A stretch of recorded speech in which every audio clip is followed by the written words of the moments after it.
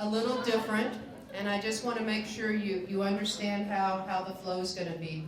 I'm going to provide a brief introduction for all of the candidates, and then they're going to come up and they'll have 6 minutes to address 3 topics that we asked them to address.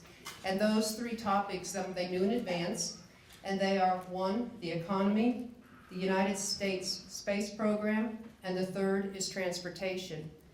And additionally, each candidate was asked to put together a white paper regarding 5 other topics. And those 5 topics are 1, the Biggert Waters Flood Insurance Program, the 2nd is health care, the 3rd is oil and gas, the 4th is education, and the 5th is the Environmental Protection Agency.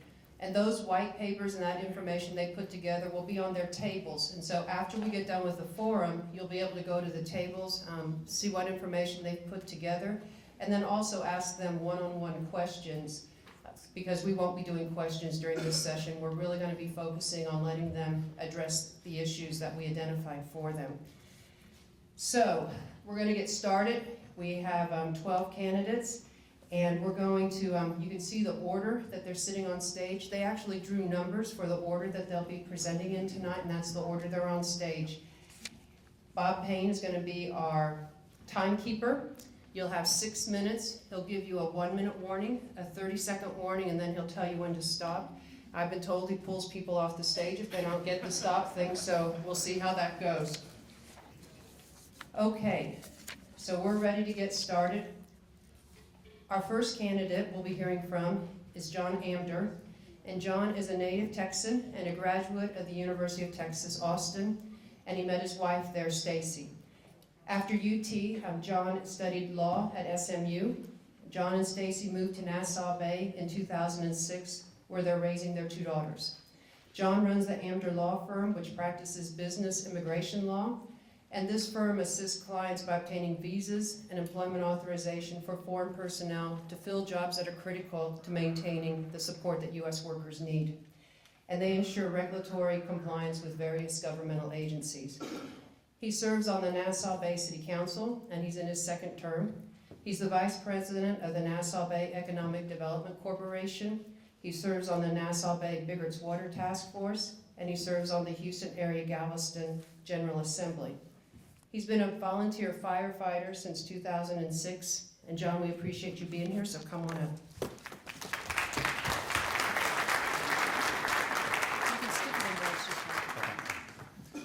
Well, thank you so much. I'd like to start by turning the tables really quickly with just one quick question. So, if you could simply ignore a law that you didn't agree with without any repercussion, would you raise your hand if you would do it? You could ignore law, no repercussions, you don't agree with the law. Would you do it? It's kind of a no-brainer. I'm John Amdur, I'm running for CD 36 because I'm tired of not having representation in Washington. I'm tired of the hypocrisy we are seeing by our so-called elected leadership coming out of Washington. And I'm embarrassed to say that our own congressman has exempted his staff from Obamacare. Not that I agree with Obamacare, I think it's a terrible law, but I'm really tired of congressmen and senators and other elected officials, the president, acting like they are above the laws that they pass to which we are subjected on a daily basis. I'm running because I'm fed up. As your congressman, I am going to fight to bring funding to JSC.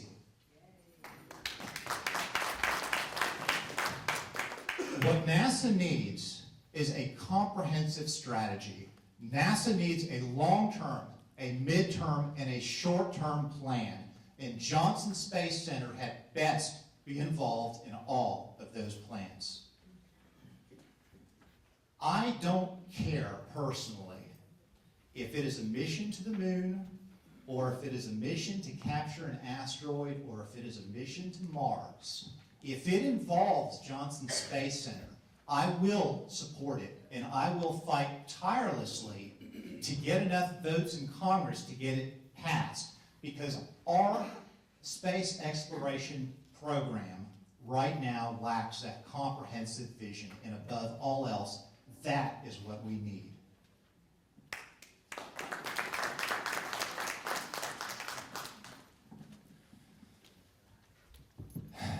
We need more emphasis on the STEM field: science, technology, engineering, and mathematics. We need more education in the STEM fields. We need more workers going into the STEM fields. And nothing inspires people to go into the STEM fields like our space exploration program.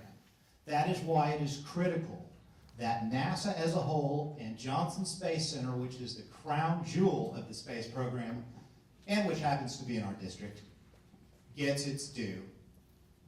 As a small business owner, I know that the best thing the federal government can do for our economy is to get out of the way.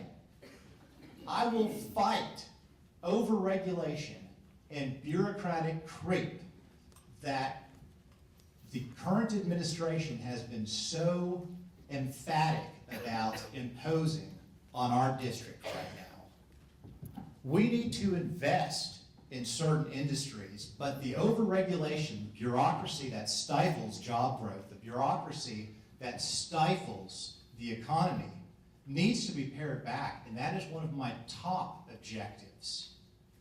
Without the government in the way of the private sector, beyond the necessary minimal regulation, that is of course needed.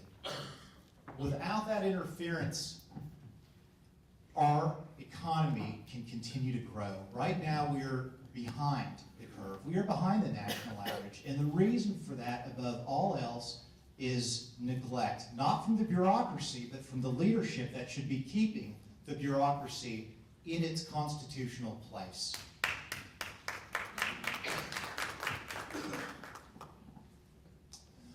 Now, transportation is an issue that is critical to this district as well, and it is imperative that whoever is sent to Washington to represent this district understands the issue. I do.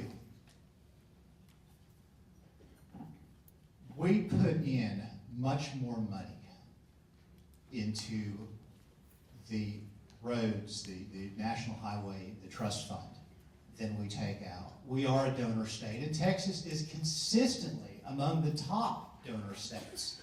There are some years we live close to $1 billion in that fund that we don't see back. We've got some major projects that we need, and we need some of our money back to work on them. 3 and 146, for example. But it doesn't just stop with the roads. It also includes the waterways. The Port of Houston is #1 in exports, and we take maybe 1/5 out of the Harbor Maintenance Trust Fund that we put in. It's time somebody go to Congress and make sure that our infrastructure gets the protection, gets the money and the funding that we deserve to take care of, to keep up with its well-being, so we can continue to build on our industries. Hobby Airport is going international. Ellington is poised for massive growth. We have the opportunity to increase and enhance tourism down here. We can have the space corridor from the Apollo Center that's going to be built to Johnson Space Center. We need the infrastructure, we need the transportation, and to get that, we need some of our money back. As your congressman, I will fight for those things. Vote for John for CD 36. Vote for John if you want Obamacare gone. Vote for John Amdur.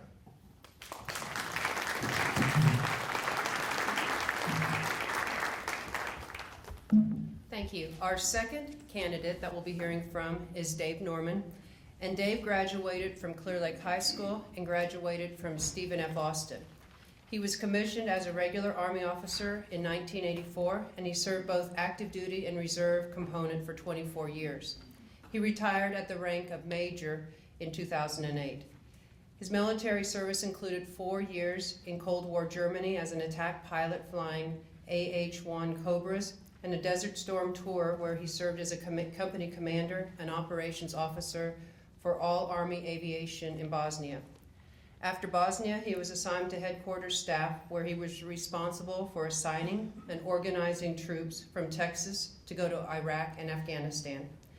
Dave is the principal of Norman Insurance, an agency started by his mother in 1972. He and his wife Bonnie have been married for 29 years and they have 2 daughters. So Dave, we thank you for your service and come on up.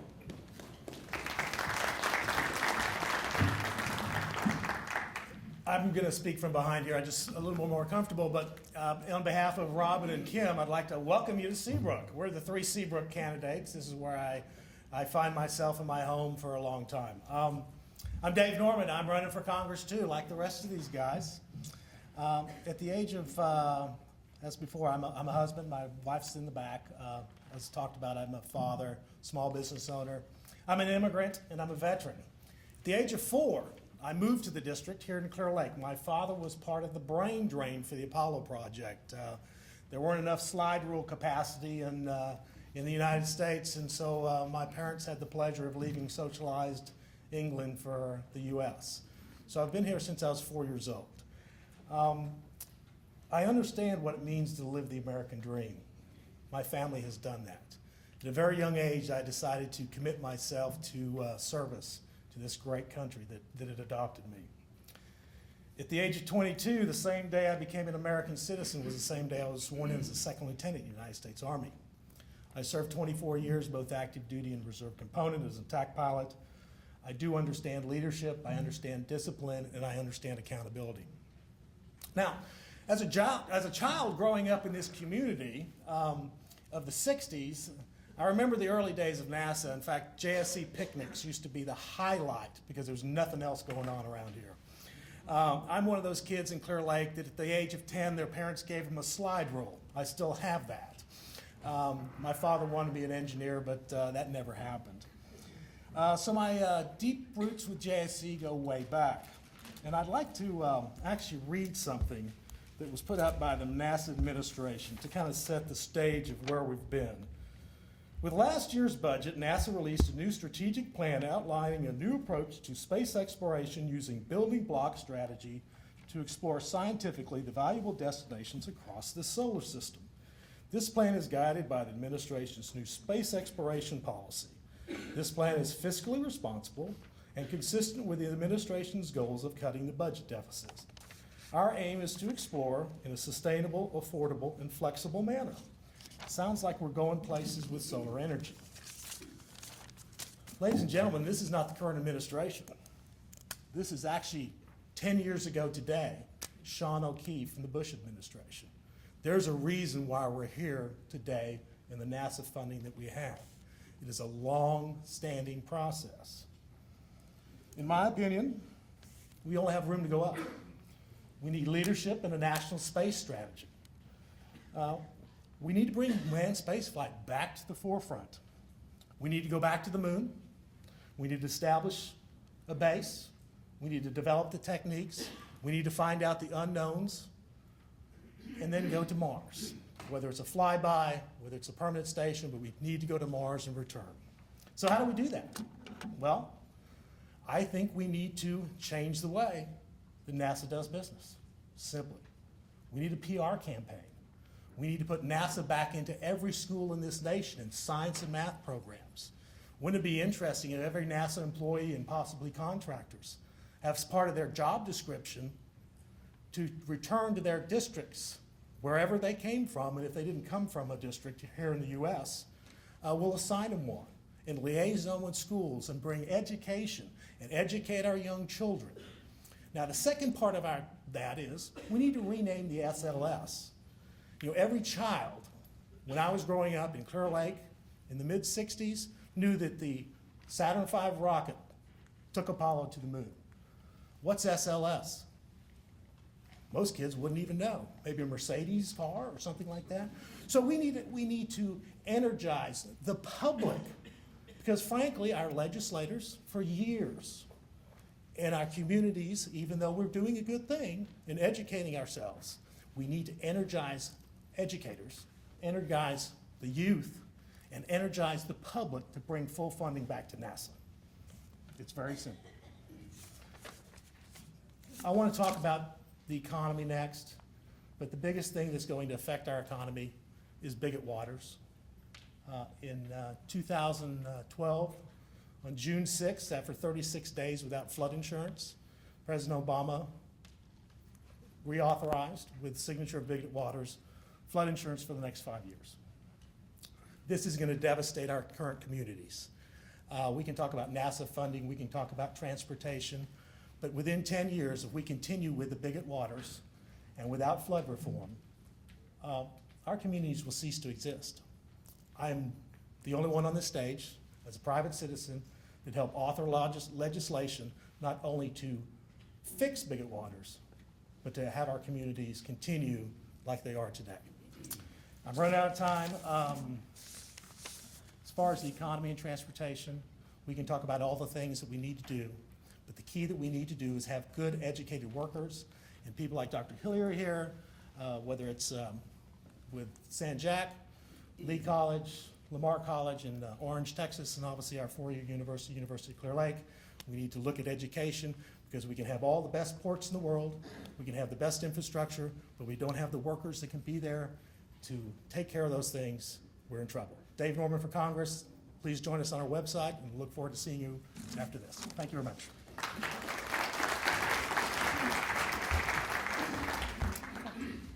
Our third candidate is Kim Morrell. Kim was born in Fort Benning, Georgia, and was raised in Virginia. Kim, his wife, and 2 sons live in Seabrook, and they've lived there for 10 years. He owns and operates his business in Seabrook, which is a print shop and UPS FedEx center. And in Seabrook, Kim was a 2-year city councilman from 2006, or 2-term city councilman from 2006 to 2012, and mayor pro tem in 2009. In the aftermath of Hurricane Ike, he helped secure $8 million in grants to rebuild the Seabrook city and business tax base. He has traveled 8 times with the Citizens for Space Exploration team to Washington, D.C. Additionally, Kim was appointed to the Hotel and Motel Advising Board and became president. And he also served as board member for the Bay Area Convention and Visitor Center. Join me in welcoming Kim.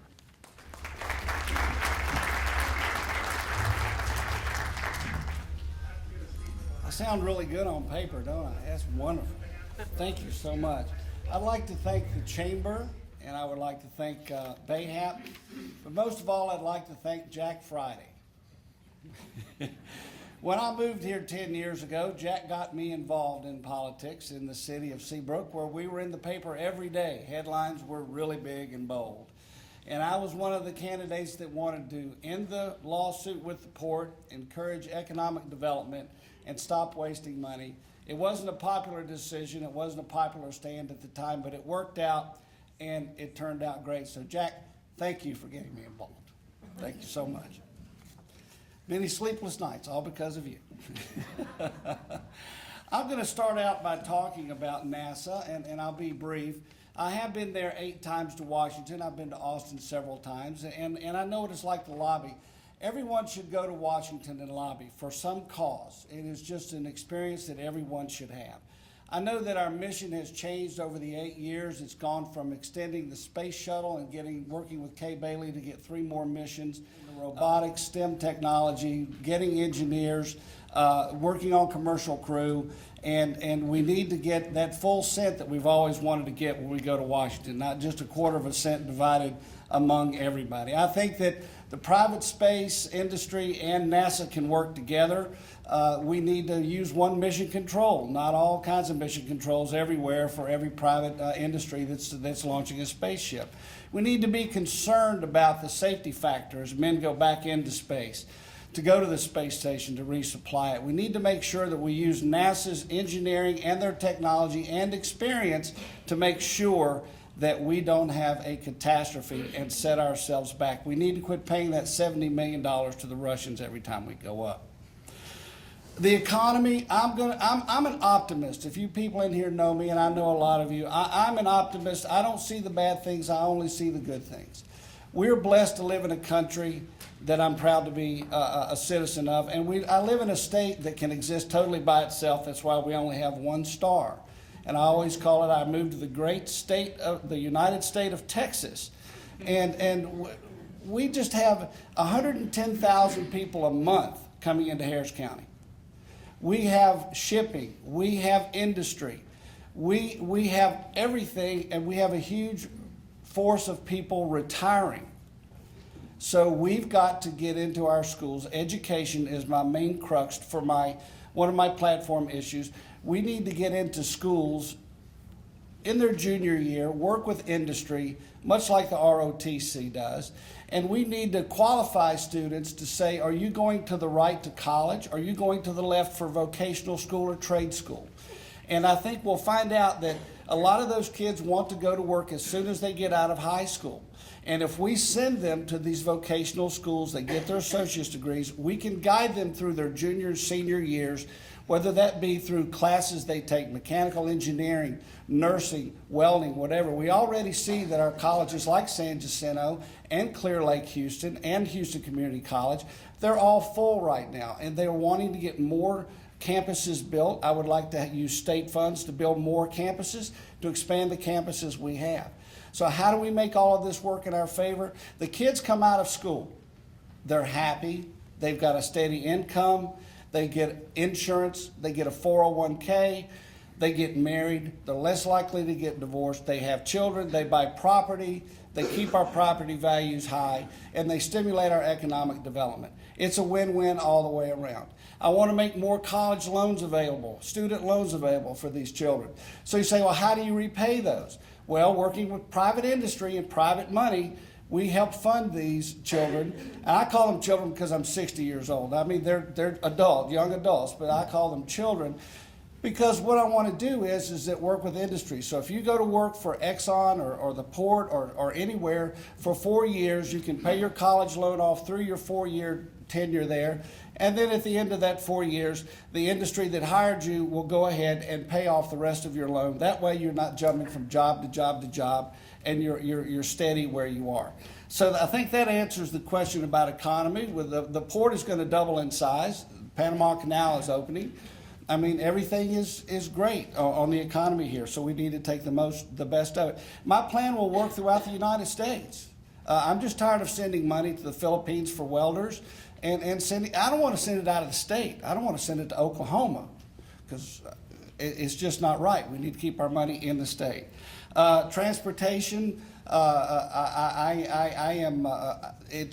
port loses 45, they only get 45, they have to pay an additional $45 million per year to maintain their dredging. We're only getting about 35 cents out of every dollar we give to the transportation. We need to work to get more money out of every dollar. We need to work on mass transit. We need to work on speed rails, and we need to work about things like that.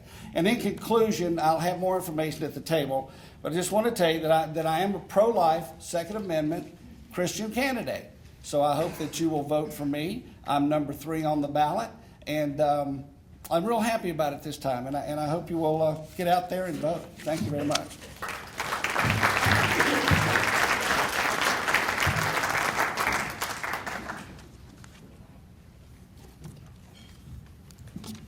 Our 4th candidate is Robin Riley, and Robin was the mayor of the city of Seabrook for 6 years.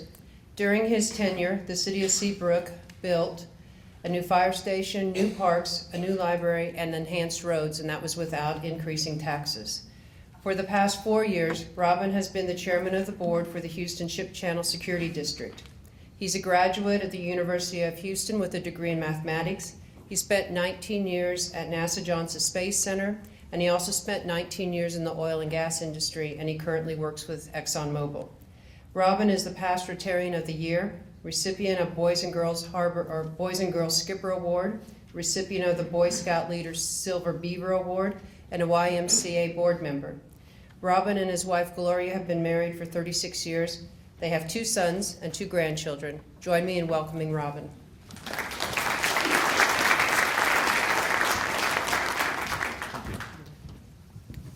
Thank you, Chancellor.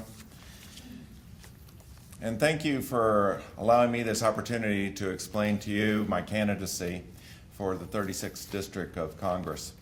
I also want to thank my wife for allowing me this opportunity to go and try to become your candidate for 36th District. I also want to encourage that you read this because it has even more information, but it's very important that you look and see about the backgrounds and experiences of all the candidates. And I believe that if once you read this, you'll feel even stronger than I do now for voting for me. But I am the only candidate that has any experience at NASA.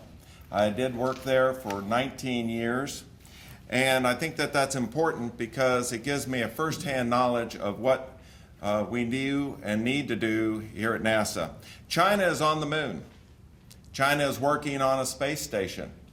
And we need to go and continue to go and have the U.S. as a preeminent space entity and explorer for the world. And America's leadership is very essential in this area. For instance, starting with the space station, the International Space Station needs to have its mission extended beyond 2020. Right now, that's when it's settled. Also, the commercial space vehicles. We need to go and promote that program so that we can make ourselves independent from Russia. And it also extends and expands our personnel vehicles and also our cargo vehicles. There's two companies that, for instance, are currently working on the cargo vehicles. That's SpaceX and Orbital Sciences, and they've already both taken cargo up to the space station. And there's three that are working on and trying to develop vehicles that can carry personnel up to the space station, and that's Boeing and SpaceX and Sierra Nevada. The Orion is the next mission that we need to continue working on. Orion is the module that's going to take our people up into beyond low Earth orbit.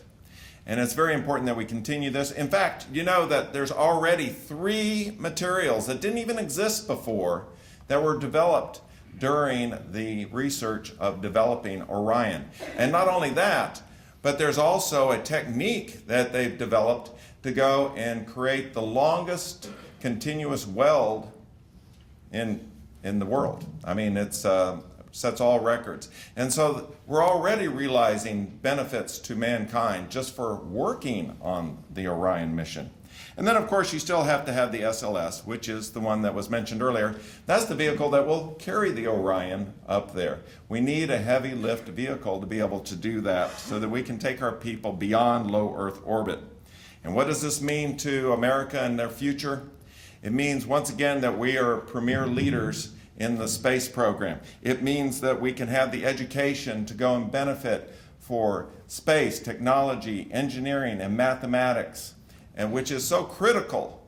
I mean, the U.S. is falling behind in those areas. And I think it partly is due to the diminishing of NASA itself, by the fact that the society and Congress are not giving it the due that it deserves. As it was mentioned before, it only takes less than 1/2 of 1 penny of our $1 of taxation that we pay. Less than 1/2 of 1 penny. And think of all that we have received back from that investment. And then also the innovations, the spin-offs, and medical care. NASA works with UTMB and other institutions to go and develop medical advancements today. And then also, finally, the quality of life. Do you know, if it wasn't for NASA, we wouldn't even have this. Now, some people might not think this was good, but I think that the cell phone is actually good, and NASA is involved with the fact that we even have it today. So then we're also working on other issues. We got the James Webb Space Telescope, the JWST. That telescope, after it goes into space, will actually be able to see further than the Hubble telescope. And they're currently working on testing here at JSC using some of the facilities and expertise right here at JSC to make that happen. Also, NASA will be responsible for all the mission services. Similar, not exactly, but what FAA does for our commercial airlines, for instance, now. Somebody's got to do it up there in space, and NASA would be the institution to do that. And so currently the NASA budget is $17.65 billion. This is a bipartisan budget that NASA can live with, and I think that we could, if we just go and discontinue the asteroid mission, which I, of course, similar to my colleague, would also support NASA for whatever they wish, but if they were willing to do that, we could actually have people on the moon starting to build a base by 2025 without increasing the budget. I want to finish with just an endorsement that I've received recently. At the Johnson Space Center, we have long been fortunate to enjoy a tradition of strong support with our entire Texas congressional delegation. With this extensive experience working in both the space and energy industries, Robin Riley is well suited to continue that tradition. I've learned over the years there is no substitute for relevant experience and genuine enthusiasm, and Robin has ample and unique quantities of both. He will represent our 36th Congressional District well and has my full endorsement. Michael L. Coates, former director of the Johnson Space Center. Thank you very much.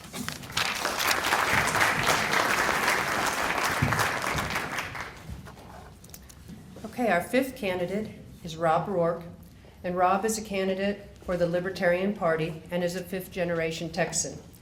He was born in Galveston, and that's where he attended and graduated from public school. He also attended Galveston Community College, and he graduated from the University of Houston in Clear Lake with a degree in behavioral sciences.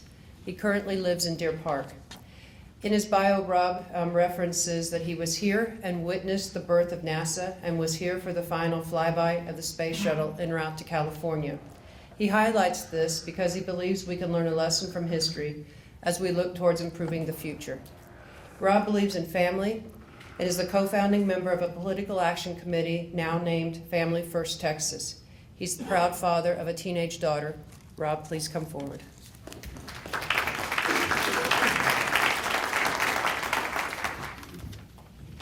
Well, thank you for that, and I apologize now if I seem a little nervous at times or stumble over my words, but I keep telling my friends I'll say it just as short as I possibly could, but they don't believe me to this day.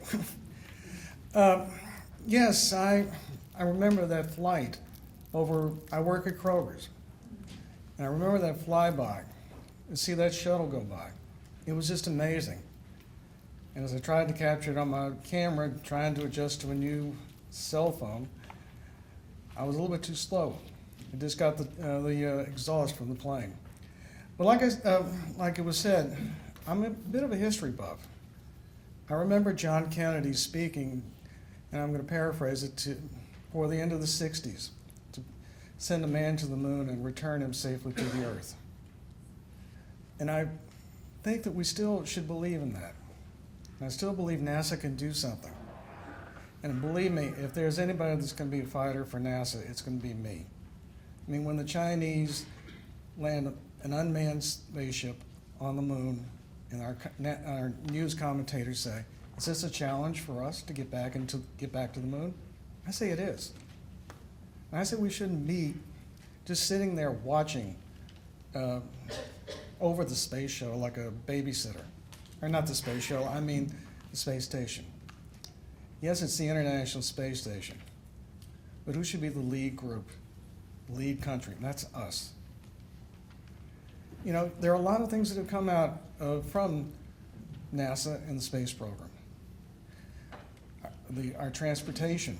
We're now talking about, and Washington's now talking about a speed or bullet train going between Houston and Dallas, taking 90 minutes. Yes, I'm a libertarian, but I think we can do it. And I think these are projects that we need to do and that makes sense. I just think we can go forward and we can learn lessons. Because if we look back to our past and remember what was said, what was done, it should give us inspiration to keep that idea going and keep it going forward. And just, how can I put it? We've got a lot of challenges to face. We have a Congress that does not really act like they care. And a great example is our soon-to-be former congressman. And I just think that we can work together and come up with a plan. Yes, I agree with you. We need a comprehensive plan for NASA. Maybe the first step is to consider NASA like a think tank for space exploration and build from there. But to go to the moon, yes. To build a spaceport there, yes. We should be the ones that are leading, not some other country. Let me skip to the economy and say, yes, the economy in Texas is better than the rest of the country. I believe that we can take that model and build on it in Washington. And believe me, I've done a lot of learning as far as my economic background. I've had a bankruptcy. And for the past 25 months now, I've kept a good balance in my checking account, 25 straight months. And I'm proud of that. But I've relearned how to do that. I've rebuilt my life after a divorce. And yes, Family First Texas was a good move for me. Because, I campaigned for the state legislature 2 years ago. And one of my proposals was an equal family rights law. And I think, things like this are, it's not me versus my ex-wife, it's the family. And if we don't live under the same roof, the idea of helping our children and our family stay in some form to support the kids is what needs to be done. And I'm probably a little bit short on or have longer to go. That's basically it. I just believe that we can do things better. We can make a new difference. We can tell our politicians, the survey said Obamacare, we did not like Obamacare. Well, why didn't they listen to us? I will go up there and say, hey, we've got a problem here. People back in Texas are saying we don't like Obamacare. People in the United States don't like Obamacare. And it has shown that it's had problems. But we can go and correct it. And we don't need, the Libertarian Party say less government. Well, yeah, we need less government. But we can do it. We can find a way if we work together, instead of pointing a finger across the aisle and saying, no, it's not my fault. I promise you this, as your candidate, when I go to Washington, I'm going to take your voice with me, because that's what matters. And together, we can make a new difference. Thank you.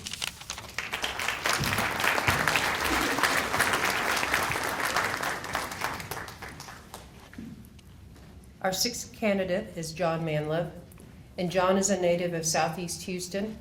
John put himself through college by working as a professional musician and a substitute teacher, and he's a graduate of the University of Houston. John is the CEO and president of John Manlove Marketing and Communications. He and his wife Gina have been married for 37 years. They have two daughters and 2 grandchildren. John served 4 terms as city councilman and 2 terms as mayor of City of Pasadena. And recently, John was appointed to serve on the Board of Trustees for the Port of Galveston. John was voted Texas Businessman of the Year. He's been awarded the Champion for Children by the Pasadena Independent School District, and he's a Paul Harris Fellow through Rotary International. Join me in welcoming John Manlove.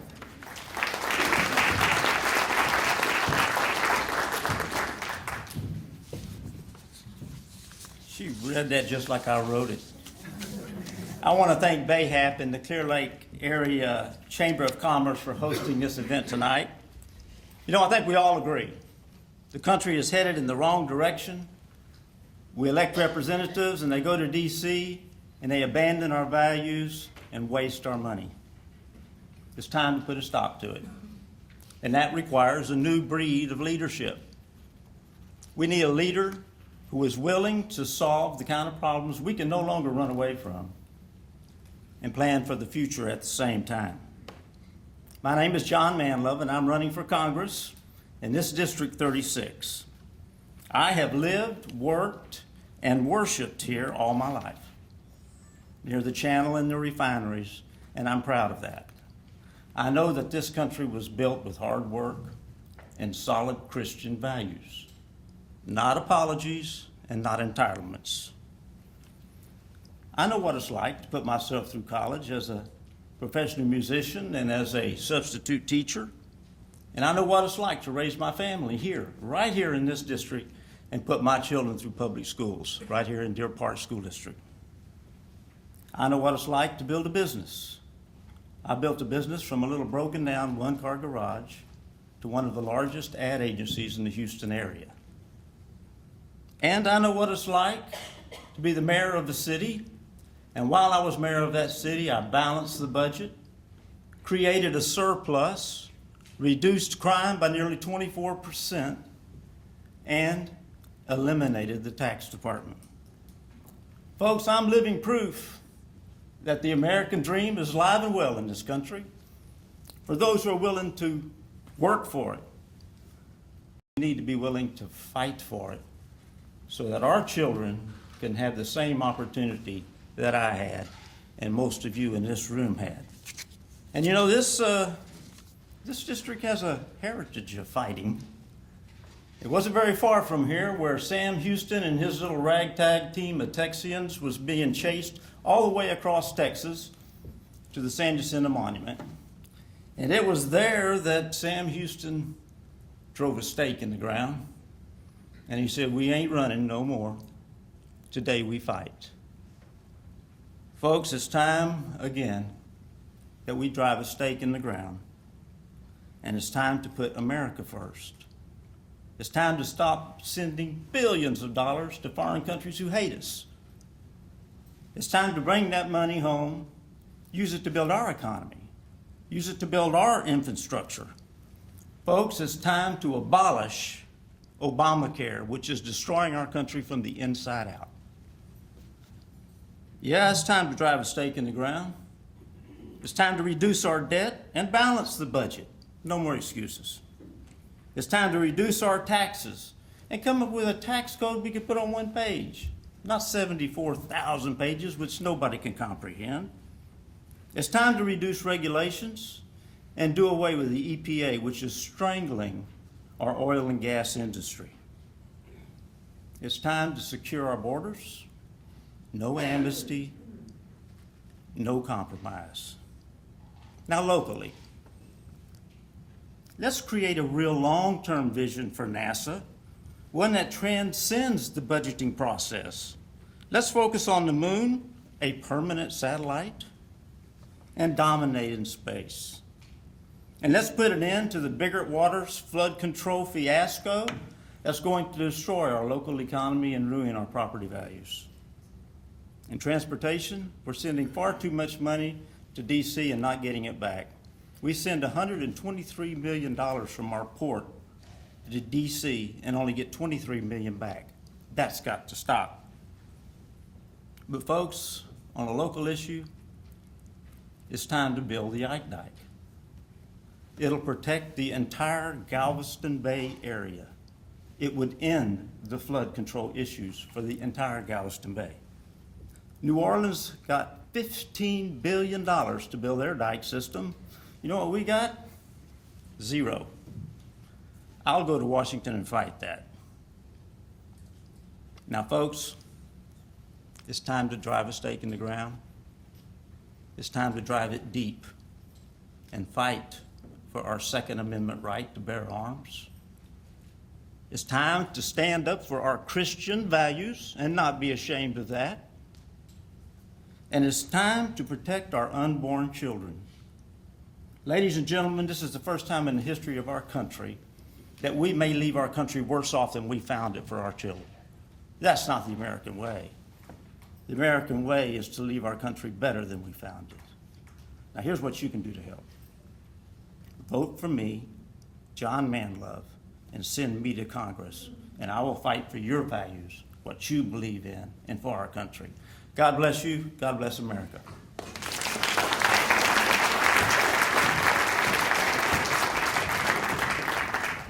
Well, if we were at a football or a basketball game, we'd be taking a halftime stretch right now. But since we're not, and you all look like you're hanging okay, we're just moving forward. And we're moving on to our seventh candidate, which is Patricia Pat Kasprzak. She's lived in Crosby, Texas for the past 31 years, and she and her husband Daniel have 3 children. She obtained her undergraduate degree from James Madison University in Harrisburg, Virginia, and her law degree from the University of Houston Law Center. She's a member of the State Bar of Texas, and she has 18 years of fiduciary banking experience with J.P. Morgan Chase, where she was a vice president and a trust officer. In 2003, she embarked on a new career path by completing the Teacher Alternative Certification Program and she's been employed as a high school teacher at North Shore Senior High in Galena Park for the last 11 years. Pat, come forward and join us. Thank you. Thank you. Good evening, everyone. Thank you for being here. I'm excited to have a chance to introduce myself to you tonight. Yes, I am the teacher, and I'm also the mother that's running for Congress. I think you'll note that I'm the only person from Crosby that's running in this race. And I have lived there for 33 years with my husband. I think it's important that the next representative live in this district. I also am the only woman running, as you can see. And I came to the conclusion that I needed to run for two reasons. One, because I'm tired of working hard and seeing my tax dollars wasted on entitlement programs. The last straw was Obamacare. And I am tired of our elected officials, our representatives, forgetting about us at home and not doing what we want them to do, but caring more about how to keep their political base. So I came to that conclusion quite easily because as a teacher, I work with people every day that are different than me. I know how to compromise. I know how to be flexible, but I also know how to fight for what's right. So I think that's important skills to have when you go to DC and represent your constituents. But the most important thing is there are 36 representatives in the House from Texas. Only 3 are women. 1 is a conservative. I think that since women comprise 49% of this district, this CD, that it's important that we send more women to Congress. And I would like to be the next woman representative from the great state of Texas. I'm here to talk to you tonight about 3 things. First is the economy. We are blessed to live in Texas. We are blessed to have the economy, which is the fastest growing and most improved since our Great Recession, as they like to call it. We have a simple message: limited government, stay out of our business, less tax, we don't want to pay any more taxes, and individual responsibility and freedom. We know how to make it work here. Let's take that message to Washington. We need to come up with a fair, flat tax, simplify our tax code. We need to deregulate. We need to take care of getting rid of Obamacare or defunding it, because that's the biggest job killer in America, as we know. And we also need to encourage private investment in our country again. Private enterprise, freedom, personal freedom, deregulation. That's what's going to make our economy grow. The second thing I've been asked to talk to you about is transportation. There's a simple word for it. I teach government at North Shore, by the way. I taught AP government, and I tried to get these kids to understand what devolution is. Devolution means return the money back to the states. Why are we sending our hard-earned tax that we pay every time we buy a gallon of gas? It goes to DC, winds its way around the budget process, and all of our speakers are right. We get back far less than we put in. The money comes from the donor states, that's Texas, the South, and also in the Great Plains area, and it funds the Eastern Corridor. The people that have mass transit, they have programs that we're paying for. We have highways, we have loops, we have byways, we have waterways, and we're not getting back our fair share. Very simple. Let's get back the money to Texas. Let Texas manage the highways. The whole fund was created because we were trying to build an interstate highway system. That system has been finished. It's time to get the money back where it goes, where it will do the most good. We would be able to award contracts if we could get rid of the Davis-Bacon Act, which requires us to pay federal contractors according to a pre-specified amount that's way higher than we would pay if we could negotiate our own contracts. These are the problems that we have when the federal government manages what's best for Texas. States know what's best for Texas. Texas knows what's best for Texas. The second thing I'm going to talk to you about is, the third thing I'm going to talk to you about is the NASA. When I taught U.S. history, I taught my students about Sputnik and the great space race that ensued, and showed them the video clips of man landing on the moon, and tried to convey to them what it was to mean American exceptionalism. I feel like that whole word, we're on a great apology tour, as you know. We don't want to be exceptional anymore. We do, but our current administration does not want us to. We need to restore the projects that will make us excel again. And if we can't find the financing in our federal budget, which because it is a discretionary item, and with every administration, with every shift in power, that means that our financing is not guaranteed. We need to find private enterprise to help absorb some of the costs. Let the federal government take the lead, let NASA take the lead. But let's get that money from private funds as well, because whenever you involve the private sector, the product is that much better. In closing, I would just like to say again, I hope you remember that 36 of our representatives, we have the second highest number of representatives in the House. We only have 3 women in Congress from the great state of Texas. We are a progressive state. Women are 49% of this population. We are breadwinners. We work hard. We run our families. We pay our bills. We sometimes balance our budgets at home. And I know I would be so proud to be the next woman representative from the great state of Texas. Thank you and good night.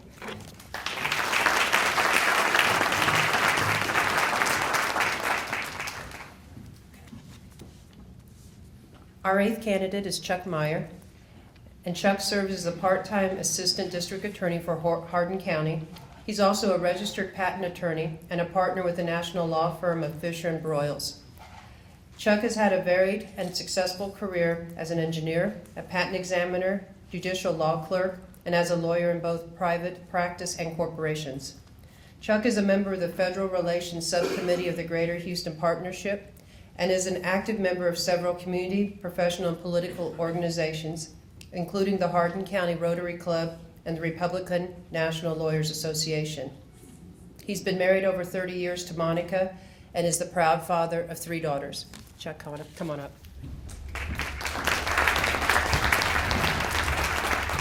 Wow, what a crowd here tonight. I'm amazed, and thank you all for coming out. My name is Chuck Meyer, and I'm a little different than the other people on the panel in that I look for solutions to problems. We all know what the problems are. I don't think there's probably a dime's worth of difference between those of us here on the panel. So I want to talk to you tonight about my approach to how we solve the problems facing the nation. Let's start with the economy. The number 1 problem that we have with the economy is overregulation. The number 2 problem is overspending by the federal government. And the number 3 problem we have is the overreaching by the government agencies in committing unconstitutional acts. And I'm not just talking about NSA spying, and I'm not just talking about the IRS. I'm talking about entities like the EPA. How many times has Attorney General Abbott had to sue the EPA because they acted against the law or unconstitutionally? Now, how, when you have a House of Congress controlled by the Republicans and the Senate controlled by the Democrats and the president being a Democrat, can we get people together to solve the problems? It's going to be difficult. But I think the best approach is to look for the low-hanging fruit, those areas where you have commonality with the Democrats. I'm a very conservative, liberty-minded constitutional Republican. But there are areas such as with respect to the data protection aspects of the Obamacare website. That is a bipartisan issue. No one wants their data to be freely available. As was noted, I am a patent attorney. What do patent attorneys do? They take the ideas of others, they put them together, and make sure that the patent office knows what the invention is. I can sit down with anyone and hear their idea and take it to Washington, D.C. That is something unique. And as a point of trivia, there has never been a patent attorney in the U.S. Congress.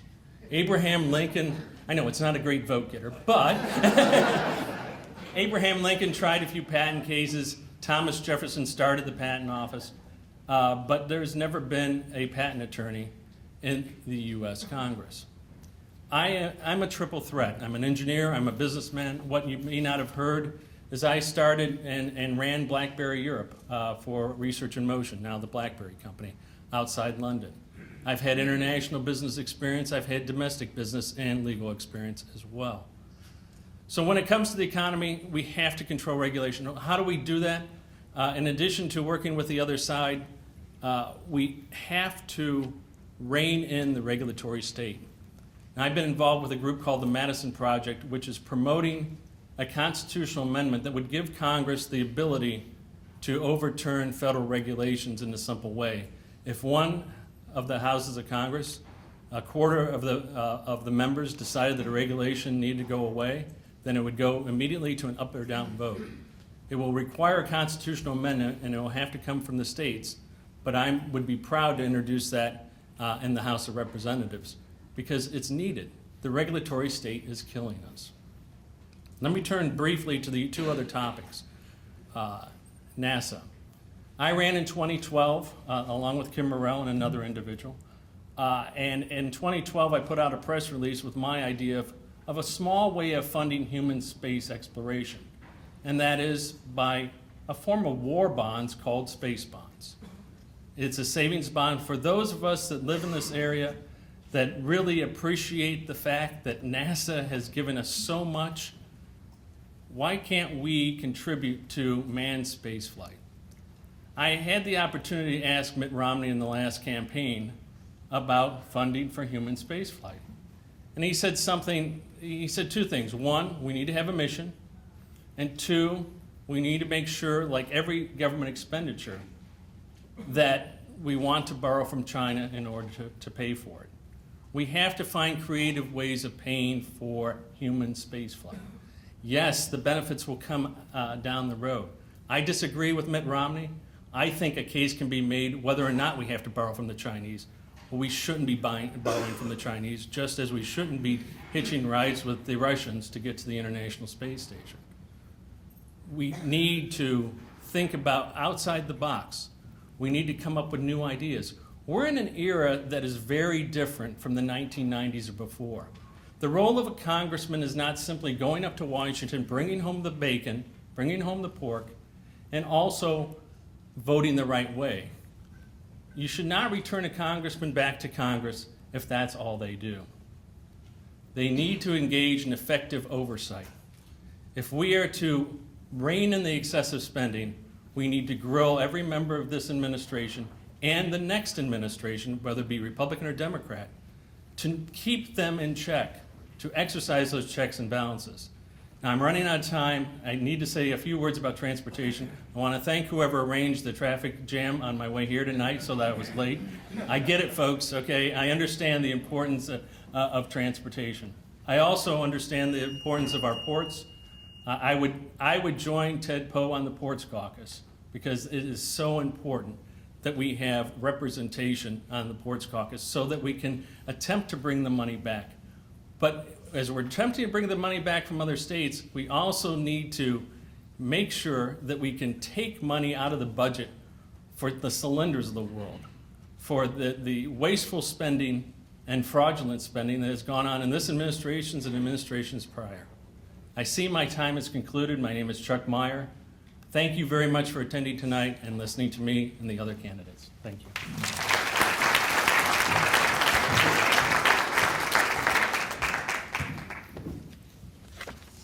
I just want to make sure, there's an open seat, right? Okay. All right, so our next candidate, Ben Streusand, is that correct? That's who's next? Okay. I just want to make sure I'm not missing anybody here. So Ben is a native Houstonian. He graduated from Madison High School, and he earned a bachelor's degree in political science from George Washington University.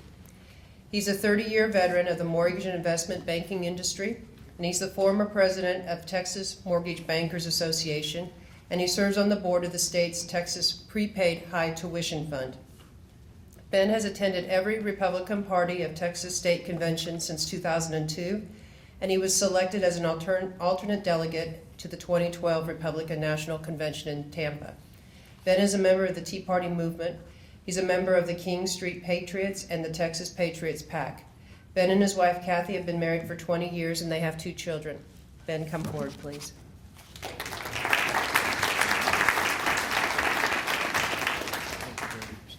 Thank you.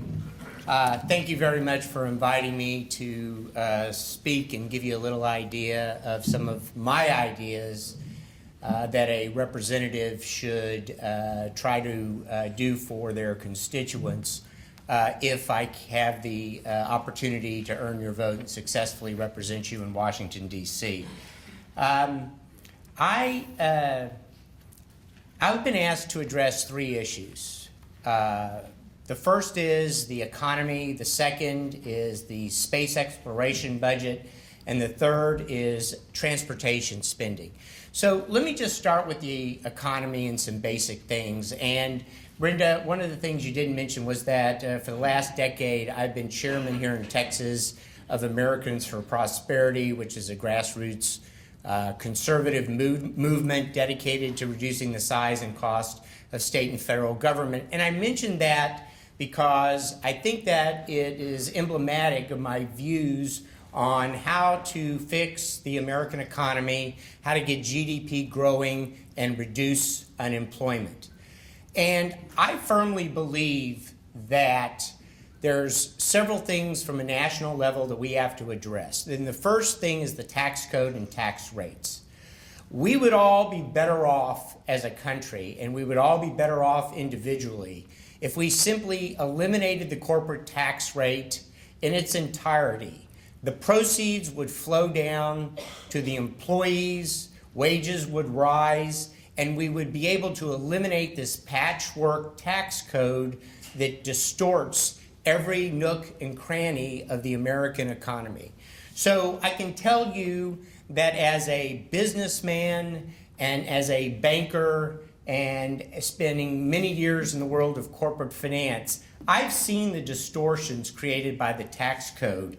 So I think that addressing and redressing the imbalances and problems in the tax code is probably goal number 1, followed primarily by goal number 1.2, which is eliminating Obamacare. The Congressional Budget Office released a study over the last 2 days indicating that Obamacare has cost this country 2 million jobs. There is no question that employers are having to cut out of temporary employees.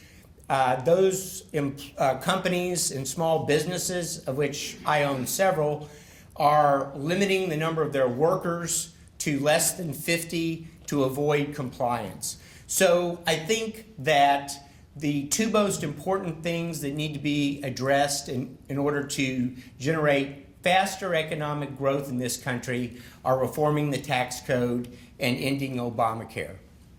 Now let me just speak to the issue of space exploration. There are some legitimate functions of the federal government. Funding basic research is one of them. Providing money to the CDC and providing money for space exploration, I think, are valuable taxpayer-funded initiatives that need to be addressed. But we are living in an area and in an era of huge budget deficits and massive federal debt. And it would be ridiculous to close our eyes to the fact that we simply cannot afford to make everybody in this country happy. There is no happiness clause in the U.S. Constitution. So while I think that funding NASA is a worthwhile goal, and I would fight for NASA funding because I believe in the space program, having grown up in Houston and seen the tangible benefits flow through everywhere in the Houston economy, I would take a somewhat different path if I were elected to represent you in Washington. And let me give you a great example of what I'm talking about. Elon Musk is a well-known entrepreneur. Many of you are familiar with the companies he owns, but let me just speak to 2 of them. The first one is SpaceX. The second one I want to point to is Tesla. SpaceX is a private company engaged in space exploration. They have many contracts with NASA. They ferry cargo to the space shuttle. They are on the cutting edge of space exploration. Tesla makes electric cars. People like their electric cars. But nobody would buy Tesla's electric cars if they didn't get a $10,000 per car subsidy. SpaceX doesn't get a subsidy from the American government. They compete for contracts with Boeing and Lockheed and other private corporations in order to make a profit. So the way I view the allocation of resources in this time of limited deficits is that I would get rid of the Teslas of the world and the subsidies, and I would go out to California and I would convince Elon Musk and his staff that this place is the best place for him to headquarter his company. And I believe that we have the best engineers and the best scientists in this country. I'm a banker. I can't tell you which program is best, but I'll rely on the scientists at NASA to tell me. Thank you very much, and thanks for inviting me here this evening.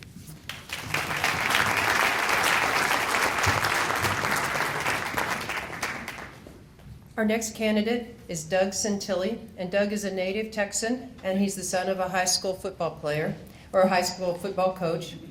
Sorry. He learned from an early age, he says in his bio, he learned from an early age that public service was the true way of giving back to his country and to the state. Doug's 25 years of public service began in Austin as legislative assistant to State Representative Mike Jackson. He later served as special assistant to the office of Governor Bill Clements, and he also served as chief of staff for Kevin Brady as state representative and also as the U.S. House of Representatives. Doug was involved in passing the law that allows Texans to deduct sales tax on their federal income tax return, and he worked on recovery efforts along the Gulf Coast after Hurricanes Rita and Ike. He serves on the advisory board of Helping a Hero, and he also serves on the board of the Archer Center of University of Texas and the project Sights Unseen. He's a graduate of Texas A&M University. Doug, please come forward.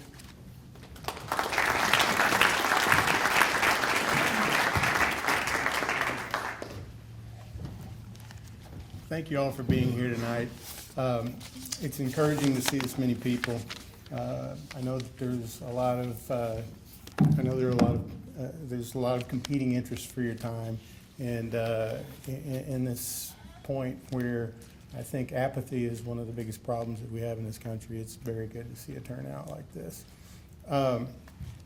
Let's take the issues that we're supposed to talk about in order, and then hopefully I'll have a little bit of time to talk about a few other things. NASA. First of all, NASA is about American exceptionalism. NASA, the public sector actually has an enormous role to play, I believe, in space exploration. There are enormous security implications with respect to what we do as NASA. I do think we need to continue the manned space program. I think that when you look at what NASA has accomplished over the years, we were talking about brain drain earlier from other countries. NASA, we're going to see that in reverse,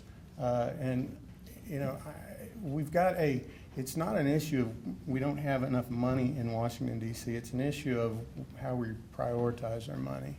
And the president, when he started out, when he was campaigning for office the first time, was trying to kill the Constellation program and redirect the money towards education. Now, those are both high value. Those are both high value endeavors. And there's enough money in the government that you don't have to sacrifice one for the other, because actually, if you look at everything that NASA has accomplished, one actually does drive the other. We have some unique opportunities with respect to technology and with respect to private sector innovation. The private sector's always been part of NASA. And they're always always been a part of the space program and always been a part of NASA, and they're going to continue to be. And as technology develops and as markets develop, those things are going to change, and the private sector's involvement in that is going to change as well. But the real importance is continuing right here at home to put forth the effort and put forth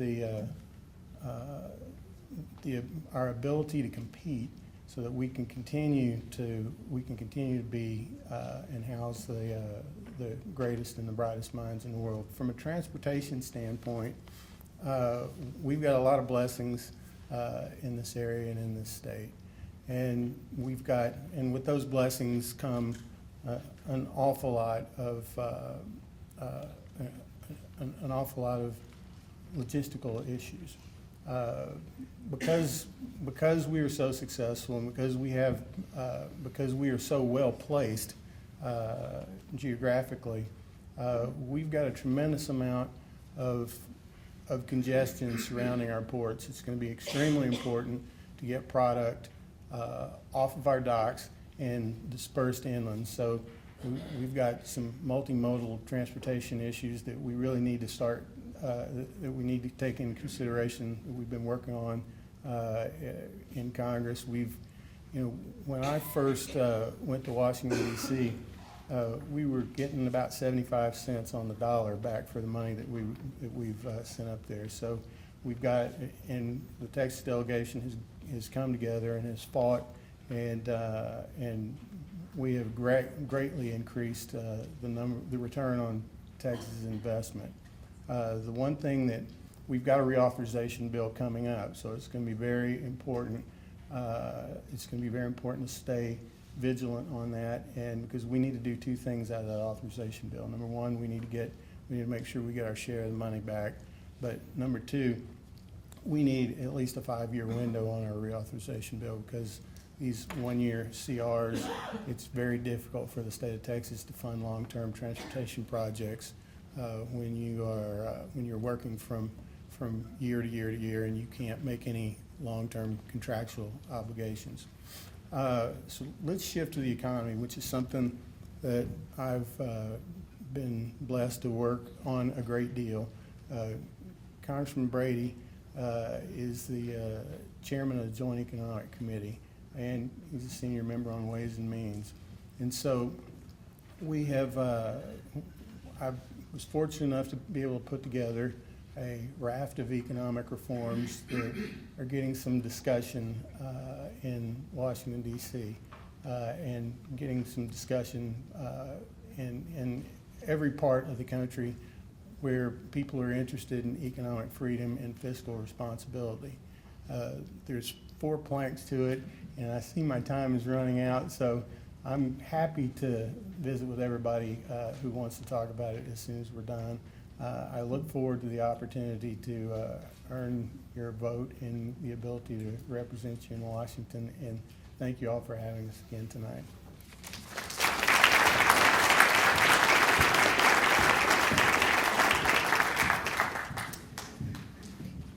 Our next candidate is Dr. Brian Babin.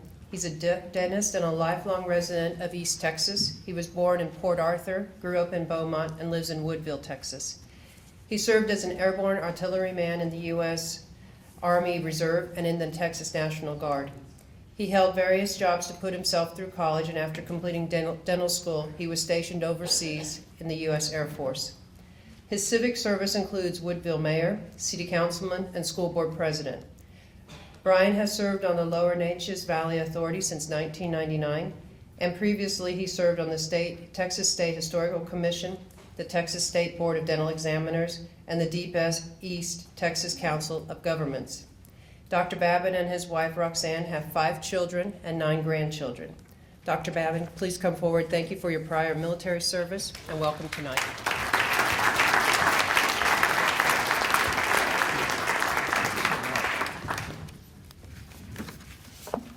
Thank you very much. Can you hear me? Is that all right? Well, good evening, and thank you for the opportunity to be here. I am Brian Babin, and I am a dentist from Woodville, Texas, which is right in the middle of the 36th Congressional District. When I moved to Woodville 35 years ago, there was nowhere to vote Republican. In fact, we asked for a Republican ballots, and they said, "What are those?" They had no.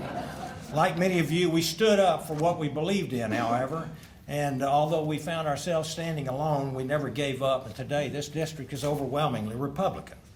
I've lived in Southeast Texas all my life, except for the 4 years that I served overseas at Ramstein, Germany. I grew up during a time in America when there was absolutely no question about America being an exceptional nation. While we were busy working and raising our families, well, politicians were implementing policies that were undermining the traditional moral codes of our society and established a bureaucracy that had no common sense or purpose except to self-perpetuate, and gave us more government as a solution for our every need.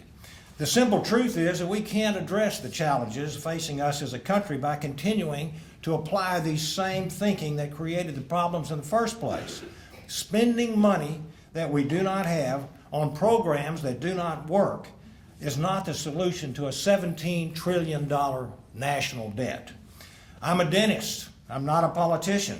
I deal in reality, and every day I listen to the concerns of my patients. I identify the source of their problems. I work out a treatment plan, and then I find a solution. And that is exactly what I will plan to do when I get to Washington, D.C. as your congressman. On some of the issues that we've been asked to speak to tonight, the economy. Jobs are created by a thriving free enterprise system, not by the government. Our government has done much to stymie entrepreneurship in our country, and while the Texas economy has done well despite it all, the federal government's out-of-control spending and anti-business policies continue to drive our country further and further into debt. Small businesses especially, which are the true engine of growth in this country, are struggling. As a healthcare professional, in fact the only one in this race, folks, I will not rest until Obamacare, which is the biggest drag on our economy at this point in time, is repealed and replaced with common sense free market solutions that protect our doctor-patient relationship. Folks, it's going to take a dentist to get the teeth out of Obamacare. We must send new leaders, folks, to Washington who will tackle issues like out-of-control government spending and intrusive, burdensome regulation with a new and fresh perspective. This will create the jobs and help regenerate our national economy and keep our local economy strong. Let's talk about the space program. The vision and can-do achievements of the U.S. space program must never be abandoned. President Obama and the Democrats would rather spend trillions on an already failed healthcare system rather than invest in new research and innovation that the Johnson Space Center provides. The American space program is essential to growth and innovation, but it's the policy set by Washington politicians that leave NASA without a mission and a vision for the future. The NASA and the Johnson Space Center will be a priority for me as a congressman in Washington, D.C. Our space program has provided important research, technology, and innovation, which is vital to our economy and our national defense and to medicine as well, and remains a great and fitting symbol of the American spirit of achievement. Transportation. Texas contributes more gas tax revenue than it gets back in federal highway dollars. Is just another way and an example of the irrational way that Washington works. That must change, and it will take new leadership with a fresh approach to get that done. It is totally unfair that states like Alaska and North Dakota are getting $3 back for every dollar that they put in, while we only get 80 cents back. What's more, we need to get back control from Washington over our highway and infrastructure spending. It requires we need to entirely change the way Washington works. And I will fight for Texas to get back its fair share of the transportation funding.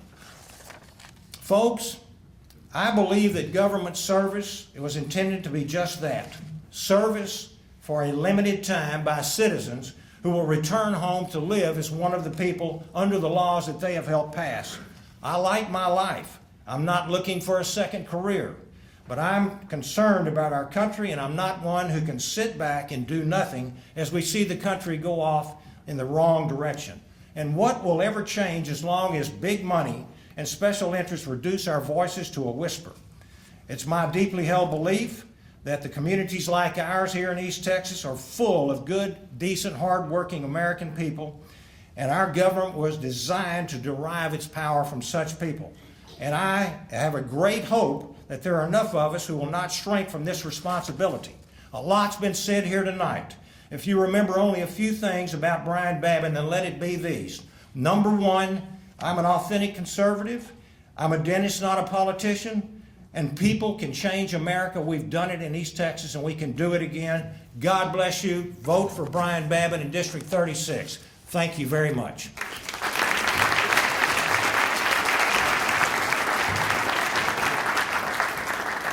Well, we have heard from 11 of the 12 candidates who are running to represent Congressional District number 36. I want to thank each one of the candidates for coming out tonight